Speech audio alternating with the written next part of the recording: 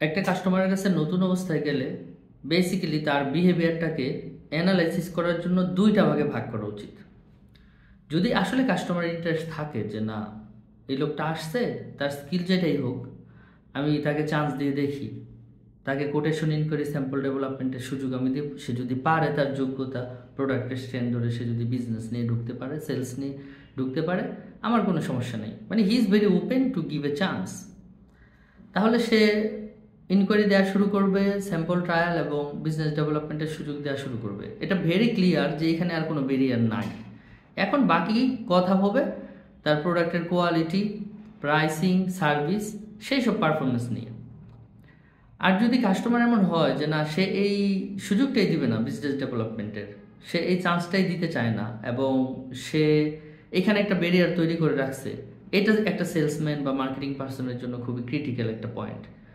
খুব ক্রিটিক্যালভাবে এটাকে স্টাডি করতে হবে এবং স্টাডি করার জন্য কাস্টমারের প্রত্যেকটা কথা, সে আসলে কি ইঙ্গিত দিচ্ছে, সেটা আসলে রিড করতে হবে। এই ক্ষেত্রে বাস্তব এক্সপিরিয়েন্সে আমি যেটা দেখছি, কাস্টমার যদি আসলে সুযোগ বা ইনকোয়ারি না দিতে চায়, সে নানা ধরনের মানে হাইপোথেটিক্যাল কথা বলতে থাকে এবং এসওপি, কোম্পানির এসওপিকে হাইলাইট করতে থাকে। এটা দুইটা কারণে হইতে পারে। হয়তোবা সে পাওয়ারফুল চেয়ারে নাই, তার আসলে ক্ষমতা নাই বিজনেস দেওয়া বা সহযোগিতা করার, এই জন্য জিনিসটা কঠিন বলে সে এই হাইপোথেটিক্যাল কথাগুলি বলবে। আইদার তার ক্ষমতা আছে বাট সে আসলে অন্য কারোর সাথে এঙ্গেজ, অন্য কারোর সাথে সে স্যাটিসফাইড এবং কারোর সাথে তার বিজনেস পার্টনারশিপ এস্টাবলিশ হয়েছে, সে সেখান থেকে কোনো অবস্থায় মুভ অন করতে চাচ্ছে না বা চেঞ্জ করতে চাচ্ছে না। তো কি বলবে? বেসিক্যালি মোর অ্যান্ড মোর সে কোম্পানির নানা ধরনের এসপি বলবে। যেমন প্রথম কথা হচ্ছে, বলবে এই বছর তো ব্যবসা ভালো না, একটু ডাউন আছে, তো নতুন কোনো সাপ্লাই চেন আমরা চেঞ্জ করব না। দুই হচ্ছে, এক্সিস্টিং সাপ্লায়াররা অনেক ভালো সাপোর্ট দিচ্ছে এবং তাদের মধ্যে একটা কম্পিটিশন আছে, সো নতুন এসে এখানে খুব একটা সুবিধা করা যাবে না বা আমাদের নিড নাই। অথবা বলবে যে আমাদের এখানে এমডি স্যারই সব সোর্সিং করে বা ডাইরেক্টর স্যার সব সোর্সিং করে, এটা আমাদের হাতে নাই, তো এমডি ডাইরেক্টর হইয়া আসতে হবে।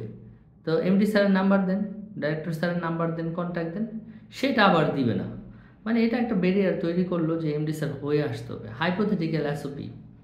তারপরে অনেকে এরকম বলে দেয় যে আমাদের এখানে তো পেমেন্ট খুবই খারাপ, বলে যে এখানে তো বিজনেস করো না, বিজনেস এখানে করলে টাকা পয়সা আটকা পড়বে, পেমেন্টটা অনেক সমস্যা হবে। অথচ সে কিন্তু নিজেই অন্য কাউকে বিজনেস দিচ্ছে এবং অন্য সাপ্লায়াররা বিজনেস করে কিন্তু সার্ভাইভ করতেছে এবং দে আর হ্যাপি। বাট সে বলে দিল, একটা ভয় দেখাই দিল এখানে পেমেন্ট খারাপ, বা বলে দিবে যে আমাদের এখানে কোয়ালিটি খুব সিরিয়াস, দেখা গেলো তোমার কাছে প্রোডাক্ট নেওয়ার পরে একটা ক্লেম টেম দিয়ে তোমার জীবন তছনছ করে দিবে।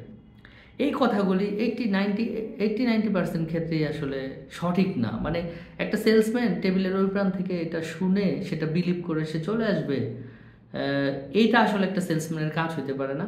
বেসিক্যালি এইখানে এটা ক্লিয়ার যে সুযোগ হয়তো বা আছে, নাই যে তা না, হয়তো বা 10-20% ক্ষেত্রে তার এসব কথা সত্যি, আর এই 80-90% ক্ষেত্রে যেটা বোঝা যাবে সে আসলে ওই বিজনেস ডেভেলপমেন্টের সুযোগটা এসে দিতে চাচ্ছে না।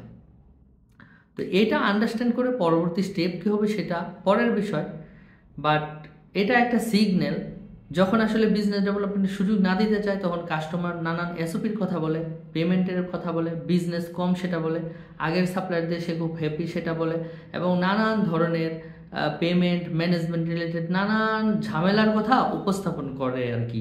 তো এটা একটা ক্লিয়ার সিগন্যাল, যখনই আপনাদের সামনেও কোনো কাস্টমার ঠিক এই টাইপের এসওপি এবং হাইপোথেটিক্যাল ব্যারিয়ার সে প্রেজেন্ট করবে, this is very clear, he don't want to give you a chance to develop business here.